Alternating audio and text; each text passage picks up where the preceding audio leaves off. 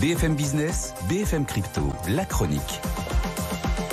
Les cryptos avec Antoine Larigauderie. Antoine, c'est plutôt stable ce matin. On a un Bitcoin qui se stabilise autour des 65 000.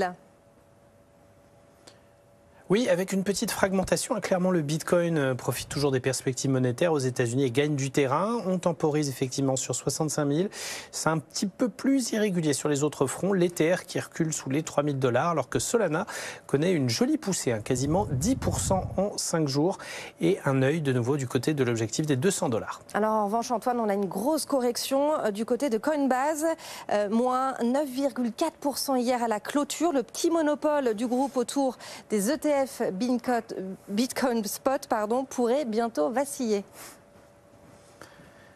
Oui, Coinbase qui pourrait bientôt ne plus être le seul prophète en son pays. Jusqu'à présent, tout allait bien pour la plateforme qui s'était assurée un gisement de croissance captive en étant conservateur en chef de tous les bitcoins adossés aux ETF Bitcoin Spot qui ont explosé ces derniers mois chez les gérants américains de la gestion et seul sur la place concernant leur listing du coup. Mais désormais, Coinbase pourrait voir émerger un concurrent de poids, à savoir le CME, le Chicago Mercantile Exchange. Selon le Financial Times, le groupe étudie la possibilité de lister également les ETF en question sur ces systèmes de trading réputés, fiables et surtout très strictement supervisés au vu de son caractère systémique. C'est la bourse des options aux États-Unis et l'initiative pourrait avoir l'œil bienveillant des autorités de régulation tout en attirant une clientèle très traditionnelle qui hésite encore à intervenir sur un marché où sont encore les plateformes crypto qui font la loi.